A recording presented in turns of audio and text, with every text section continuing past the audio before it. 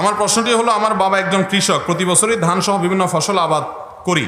সেই উৎপাদন হওয়া ধান যদি বাবার অজান্তে বিক্রি করি, তাহলে চুরি করা বোঝাবে কিনা? বাবা ছাড়া পরিবারের সবাই জানে এটা।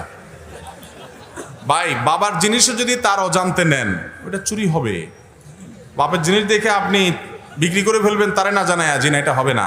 পরিবারের সবাই জানে, মানে মা বোন সবাই জানে আপনি চোর, শুধু বাপ জানে যে আমার পোলাটা ফেরেশতা।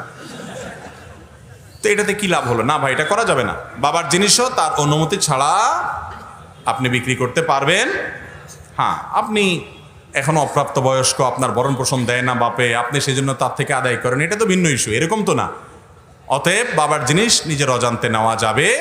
অনেক মহিলা প্রশ্ন করে, স্বামীর পকেটের টাকা তারা না বলে নেওয়া যাবে কিনা? না, নেওয়া যাবে না। কিন্তু স্বামী যদি মোহরের টাকা না দেয়, আপনার প্রাপ্য অনেক কিছু না দেয়, এবং দিবেও কোনো আলামতও বোঝা যায় না, তাহলে যতটুকু প্রাপ্য আছে ততটুকু আপনি আদায় করে নিতে পারবেন।